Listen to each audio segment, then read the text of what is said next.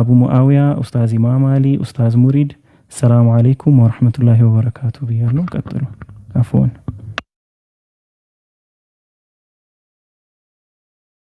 وعليكم السلام ورحمة الله وبركاته. وعليكم السلام ورحمة الله وبركاته.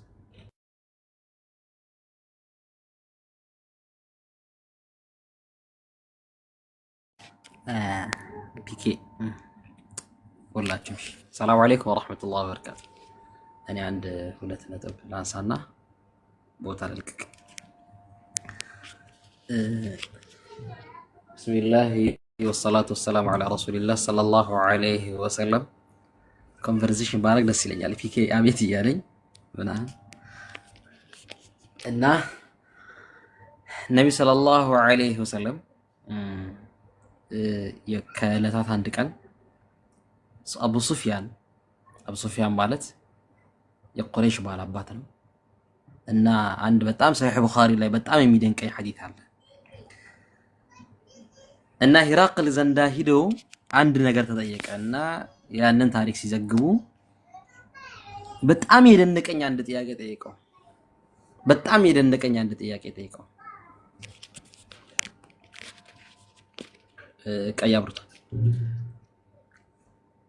የነብዩ ሰለላሁ ዐለይሂ ወሰለም አሁን መጣ ብለህ የምታስበው ነብይ አሉት የሱ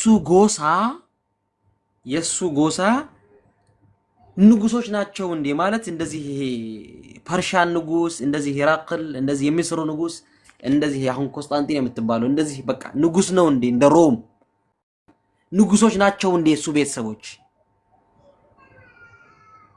አረ እንኳን ንጉስ ሊሆኑ ቀርቶ በጎሳው ደረጃ ራሱ ተቀባይነት ያው የጎሳ ባላባቶች ራሱ አይደሉም ቤተሰቦቹ የሆነ ቀቢላ የራሱ በኒ ሃሽም የሚባል ቀቢላ ጎሳ ነው እንጂ ንግስና የሚባል ታሪክ የለም እዛ ሀገር ላይ ያ ማለት ምን ማለት ነው እልም ያለ በረሃ ፍየል ጠባቂ በግና እረኛ ናቸው እንጂ ቤተ መንግስት ያላቸው ሰዎች አይደሉም ኦኬ ቤተ መንግስት ያላቸው ማው እረኛ ናቸው አው ፍየል ጠባቂ ናቸው አው ኦኬ እሺ ከሱ በፊትስ በዛ አካባቢ ላይ ነብይ ነኝ ብሎ የተነሳ ሰው አለ እንዴ ገባ ከሱ በፊት የተነሳ ነብይ አለ እንዴ በዛ በቁረይሽ ማህበረሰቦች ዘንዳ ከነብይ መሐመድ ሰለላሁ ዐለይሂ ወሰለም በፊት ነብይ ነኝ ብሎ የተነሳ አለ እንዴ አሉ አይ የለም ማለት ፒኬ በጣም የሚገርመው ነገር ልንገርህ ለምን ጠየቀኝ ሲለው ንግስና ካለ የአባቶችን ንግስና ለማስቀጠል ሲል ያመጣው እምነት ነው ብለን እንጠራጠር ነበር የቤተሰቦችን ሽማምንቶችን ይሄ የንግስና ሜትዶችን ቤተ መንግስቱን ለመጠበቅ ያመጣው ሲስተም ነው ብለን እናስብ ነበር እንዲታሰብ ምክንያት ይሆን ነበር ንጉሶች ናቸው ቤተሰቦቹ የቤተሰቦችን ንግስና ለመጠበቅ ሲባል የፈጠረው ዘገባ ነው ብለን እንድናወራ ነበር ንጉስ ከሌለ ይሄ ነገር በጭራሽ ሊያደርግ አይችልም ማለት ነው ኦኬ ከሱ በፊት የተነሳ ነብይ ያለ እንደ ብዬ ጠየቅኩ የዛን ሰው የፈለግ እየተከተለ ነው ብዬ ልናገር ነበር ከዛ ፊት ደግሞ የተነሳ ነብይ የለም አልከኝ እሺ ተከታዮቹ አም የዚዱና የሚንقصون ተከታዮቹ ይጨምራሉ ይቀንሳሉ ብዬ ስጠይቅህ ይጨምራሉ አልከኝ እሺ የሚከተሉት ማን ናቸው ብዬ ስጠይቅህ ደካሞች ናቸው አልከኝ በዚህ ደረጃ እንደዚህ የሚያደርግ ከነብዩ ውጭ አናውቅም አለው ማን ያለው ሂራቅል የአባቱን ንግስና ለማስቀጠል ነው እንዳትል አባቱ ንጉስ አልነበረ ቤተ መንግስት አልነበረም ከሱ ፊት ነብይ ነው ተነስቷል የሱን ፈለግ እየተከተለ ነው እንዳትል በአረቢያ ንጉስ ላይ አህለ الفطره ነበሩ በምን ልትከሳቸው ነው እስቲ ነብዩ ሰለላሁ ዐለይሂ ወሰለም በምን ልትከሳቸው ነው እስቲ ንገረኝ አይ አይደለም እንዳትለኝ በቁጣት በቃ አይ አይደለም እንዳትል አባቱ አቡ ጣሊብ ነው አባቱ አብዱላህ ነው አያቱ ደግሞ አብዱል ሙጠሊብ ነው ምን ያሆነ አብሳም ነው በቁረይሽ ማህበረሰቦች አላቸው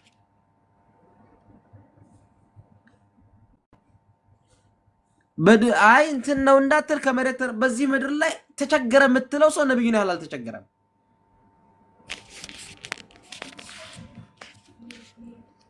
ገብቷል? ማንም ሰው ዛሬ ላይ ልንገራችሁ፣ ማንም ሰው በህፃንነቱ እናቱን ካጣ በ6 ዓመታቸው የስቃይን ቀንበር ቀምሰዋል። እናታቸውን ተለይቶ እናታቸው የምትወዳቸው እናታቸው በ6 ዓመት ነው ያጡት።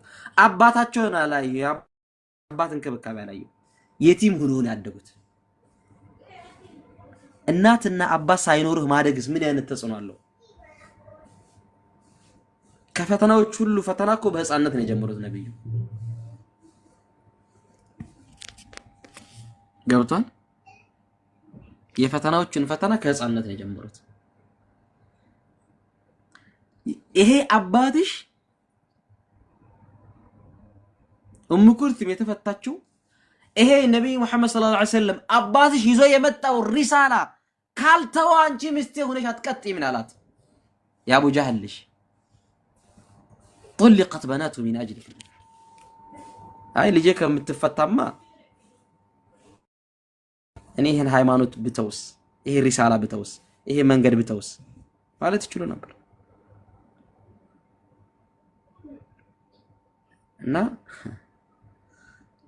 የትኛውም ፒኬ ካነሳቸው ነጥቦች በጣም እንሂድና የትኛውም ሰው ይሄን ሰው በክፉ ሊያነሳ አይችልም። ተው ነብዩ ነው ብላችሁ አትቀበሉና የጥሩ ሰው ሚዛን ላይ መዝኑት። ነብዩ ሰለላሁ ዐለይሂ ወሰለም ነብይ መሆናቸው ይላሉ፣ ነብይ መሆናቸው ከነብይነት በፊት ያሳለፉት ላይፍ በቂ ነው ይላሉ ዑለሞች። አንድ ሰው ተሳስቶ ክፉ ናቸው ብሎ አንስቷቸው አያውቅም። ከነብይነት በፊት 40 ዓመት ሙሉ ሲኖሩ ነብይ ለመሆናቸው ምልክቱ ከነብይነት በፊት ያሳለፉት ነው። አንድ ሰው ተሳስቶ ይሄ ሰውማ እንዲህ ነው ብሎ አንድ ሰው ተሳስቶ አያውቅም። ነብይ ከመሆናቸው በፊት ማንም ሰው አስተያየት ሰጥቶባቸው አያውቅም። ማንም ሰው እና ያው የምታነሱት ርዕስ እኔ ይገርመኛልና አንዳንድ ክርስቲያኖች ብዙ ርዕስ ሰይጣን ነው በሉ፣ ሰይጣን ነው ስትሉ ደግሞ ደስ ይለኛል። ሰይጣን ነው ብላችሁ ስታነሱ እናንተ ጋር የሚታወቀው ሰይጣን ከባድ ነው ማለት ቀደም እንደጠየቁት ከጣዖታት ራቁ ብሎ ያስተምራል ሰይጣን። ከጣዖታት ራቁ፣ እሺ ከጣዖታት ራቁ ብሎ ያስተምራል ሰይጣን። አንድ በጣም የሚገርም ነው። አንድ አምላክን በብቸኝነት አምልኩ፣ አንድ አምላክን በብቸኝነት አምልኩ። ሴቶችን وإذا بشر أحدهم بالأنثى ظل وجهه مسودا فهو كظيم ሴቶችን ከነህይወታቸው ቅበሩ፣ አይ አትቅበሩ። وإذا الموءودة سئلت ሴት ልጅ ከነህይወቷ የተቀበረ ሴት ልጅ በምትጠይቅ ጊዜ አይ ሴት ልጅ አትቅበሩ፣ ትክክል አይደለም። የሰው ልጅ ከነህይወት አትቅበሩ፣ ሰው የልጅ እኩል ነው። እንደዚህ ብሎ የሚያስተምረው ሰይጣን ነው።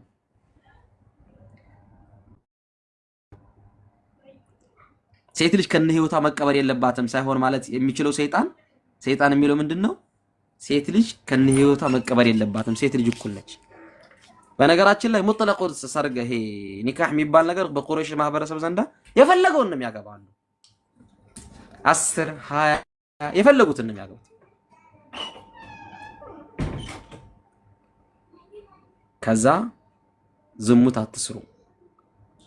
አትስሩ አለ። ወላ ተቅረቡ ዚና ኢነሁ ካነ ፋሒሸተ ወሳአ ሰቢላ የሚለው ሰይጣን ነው። ዝሙት አይደለም መስራት አይደለም አትቅረቡ፣ ወደዛ የሚያዳርሳችሁ መንገድ በፍጹም አትሄዱ ብሎ የሚከለክለው ሰይጣን ነው። ገርም ነው አንተ ሰይጣን ገርም። ኢነ ሸይጣነ ዐዱው ለኩማ ፈተኺዙሁ ዐዱዋ ሰይጣን ጠላታችሁ ነውና ጠላት አድርጋችሁ ያዙ ብሎ የሚያስተምረው ነብዩ ሰይጣን ነው ራሱ። የሚገርም ሰይጣን ነው። ተከባር አንድ አምላክን በብቸኝነት አምልኩ። ከአንድ አምላክ ውጭ በብቸኝነት የምታጋሩት ነገር ካለ በእርግጥ ስራችሁ ይጠፋል ሚለው ሰይጣን ነው። ወለቀድ ኡሕየ ኢለይከ ወኢለ ለዚነ ሚን ቀብሊከ ለኢን አሽረክተ ለየሕበጠነ ዐመሉከ ያ ሙሐመድ አለው። ወለቀድ ኡሕየ ኢለይከ በአንተ በላይ ወሕይ አውርደናል፣ ወኢለ الذين من قبلك أنت بستفيد لنبرتم وحي أوردنا لئن أشركت بالله يقرها عندهن لا يحبطن عملك سرا كله يتفعل بلو من نقرأ سيطان نو يقرم تمرتنا يعني. ولا تقل لهما أف ولا تنهرهما سيد منهم بهالتنا أف يميلون قالوا كان اتبلوا بلو النات النباتات جهون إيه بتأم تلك وانجل لو بلو يستمروا سيطان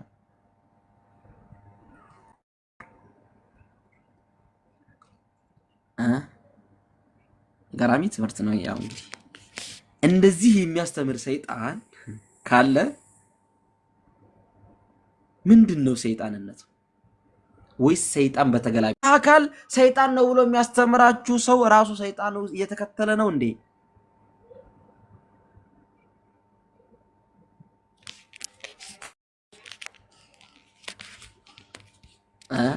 አሁን ቀደም ፒክ እንዳለውና ማስረጃ እያቀረብክ አውራ ገብተህ ማስረጃ ብለህ ጠይቀኝ። አወራው ማስረጃ የለም ብለህ ጠይቀኝ።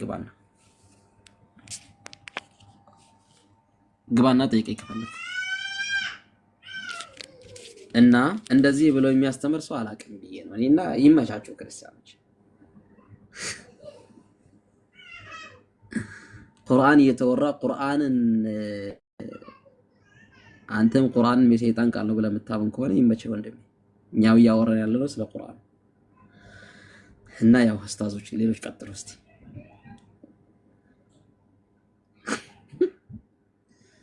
ለማንኛውም ቀጥልሽ።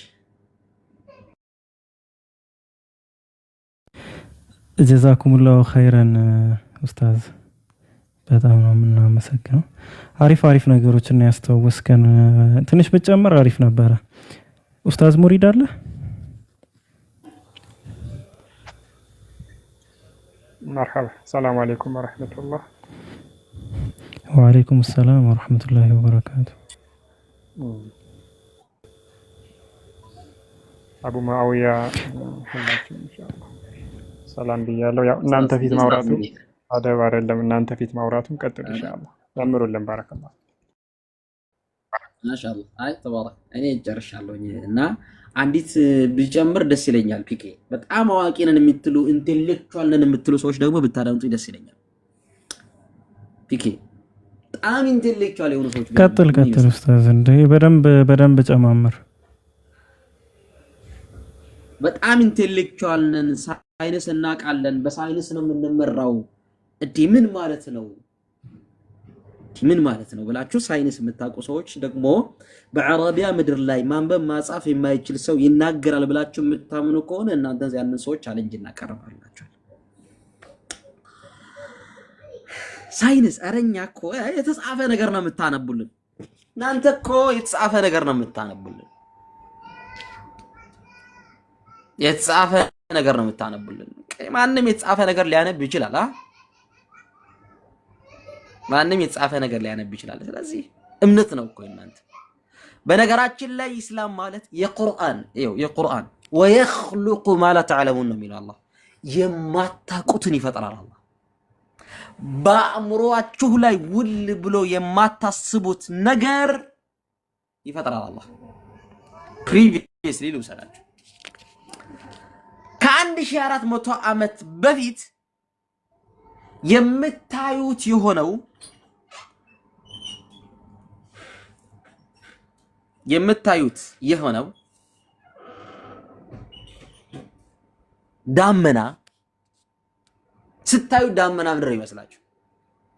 የሚንቀሳቀስ ነፋሳማ ፀሐይ በምንም ተአምር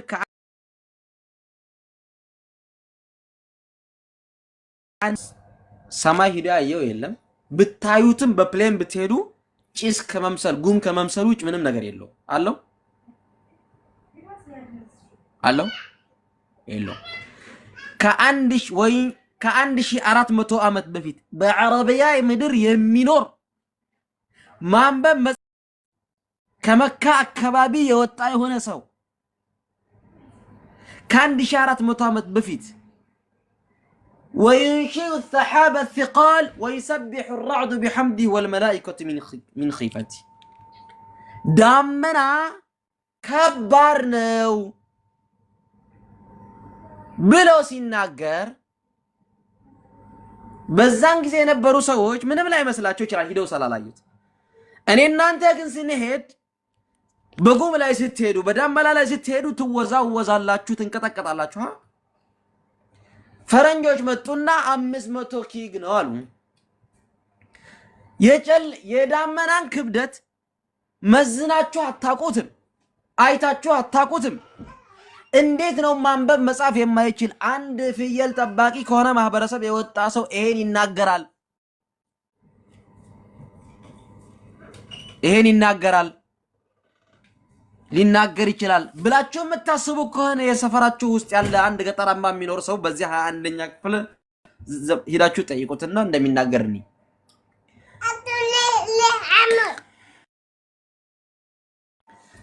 እና በጣም ሳይንስ ነው የምታውቁት። ከ1400 ዓመት በፊት ቀርቶ ከ100 ዓመት በፊት ይሄን ሐሳብ የሚተናገር አንድ ሰው ካሳያችሁን ቻሌንጅ አቀርብላችኋለሁ።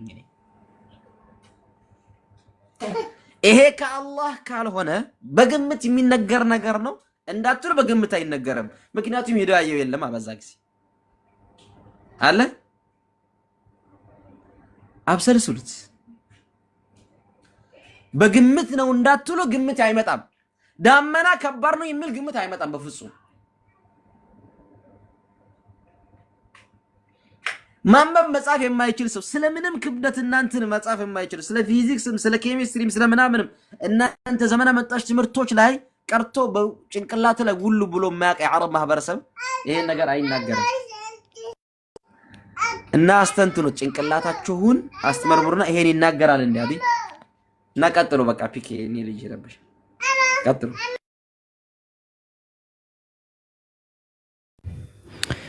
ኡስታዝ እኛን ግን እየረበሸን አልነበረም እኮ ልጅ ብትቀጥል አሪፍ ነበረ።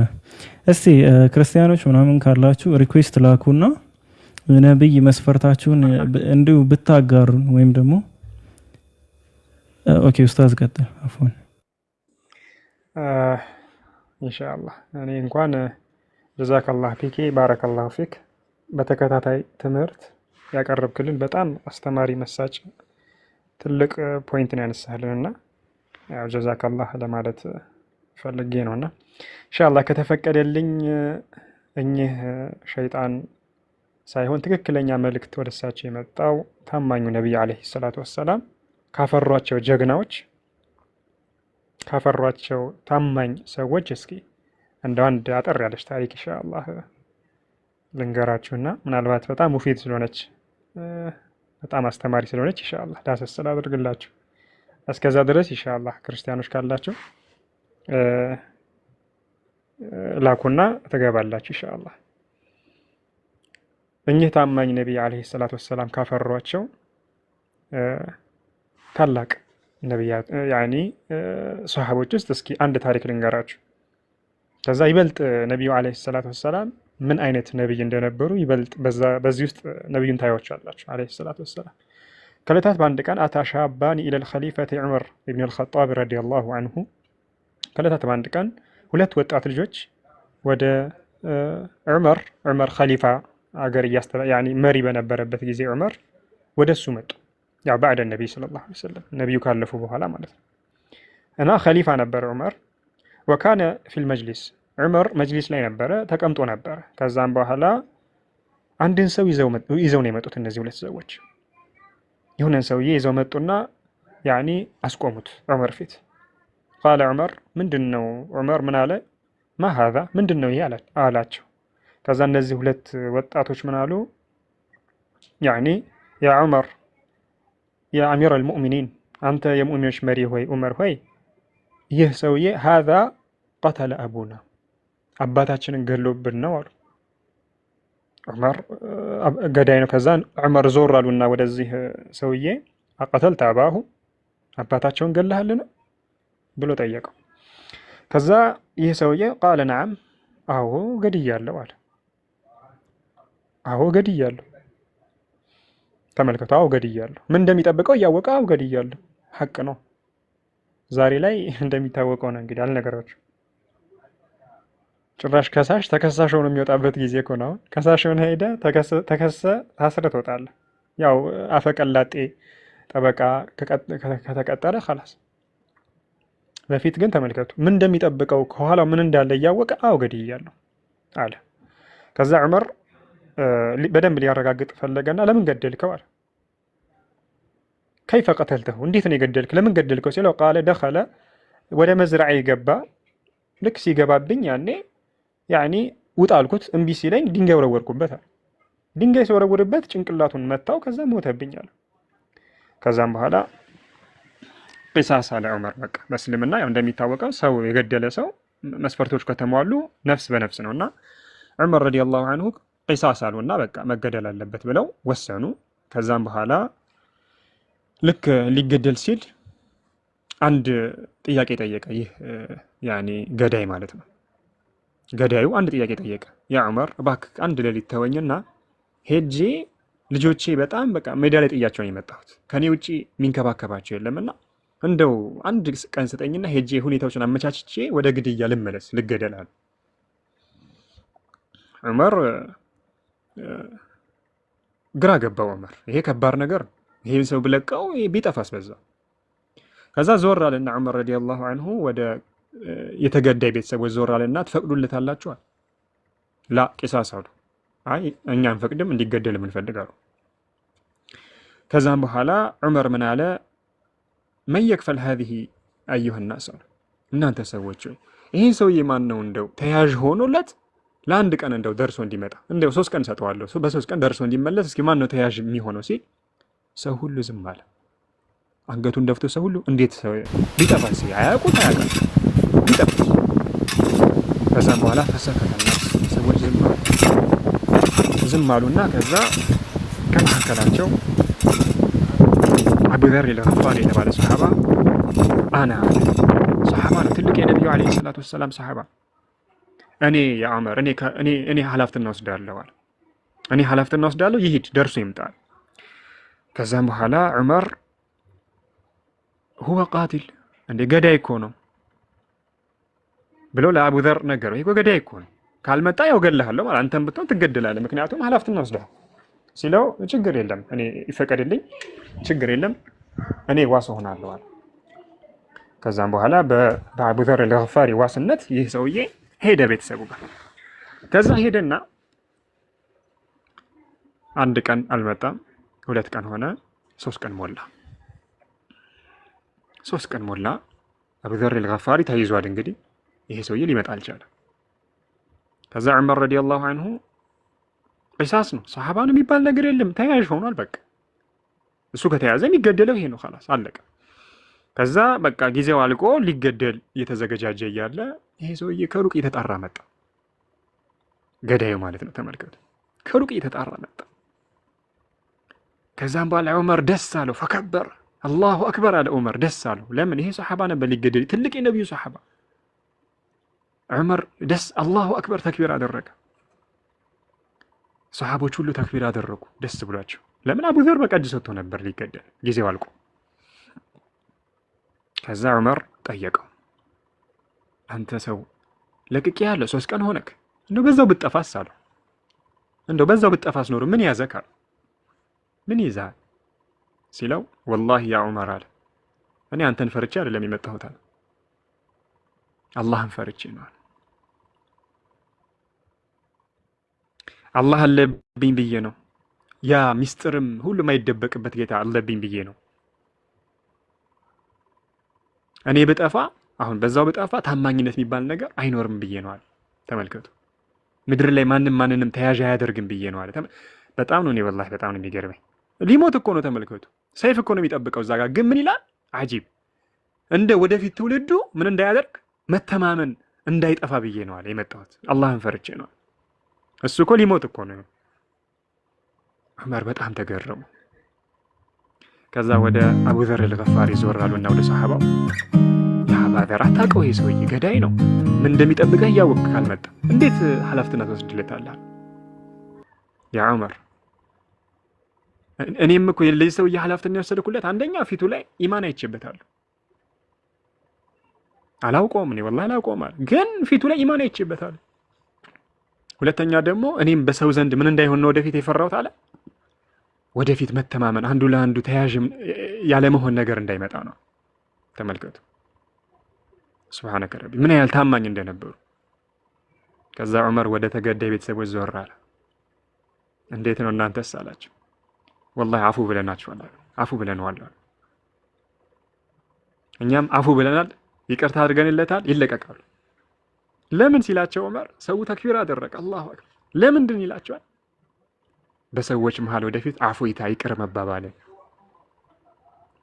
ይቅር ባይነት ደግሞ እንዲኖር እንፈልጋለን። ወደፊት ይቅር ባይነት ምድር ላይ እንዲሰፍን እንፈልጋለን። አፉ ብለናል፣ አላህ ብለን ይቅር ብለናቸዋል አሉ። ተመልከቱ፣ አላሁ አክበር። ሰሐባው ተክቢር አደረገ። ነብዩ አለይሂ ሰላቱ ሰላም ማለት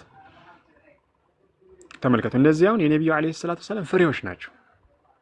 እንደዚህ አይነት ተማሪዎችን፣ እንደዚህ አይነት ሰሐቦችን፣ እንደዚህ አይነት ባልደረቦችን ያፈራ ነብይ በፍጹም ውሸታም ሊሆን አይችልም።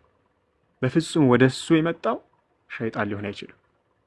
ሐቅና ሐቅ የሆነው ከአላህ Subhanahu Wa Ta'ala ከዓለማት ፈጣሪ ከሆነው ከአላህ Subhanahu Wa Ta'ala የሆነ መልእክት ቢሆን እንጂ ለማለት ያለው።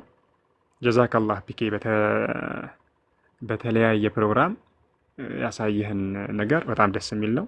ባረከላሁ ፊክ። ይሄን ለማለት ያለው ኢንሻአላህ በእኛም መሃል ታማኝነት ይኖር፣ በእኛም መሃል መተማመን ይኖር፣ በእኛም መሃል ይቅር ባይነት ይኖር። ከማ ፈዐለ ሃኡላኢ الصحابة ልክ እነዚህ ሁሉ ሰሐቦች ያደረጉት በጣም ተምሳሌት ልብ ላይ የሚቀመጥ ትምህርትና እቺን ለማለት ያለው። ጀዛከላህ ቢኬ هذا والله أعلم. بارك الله فيكم.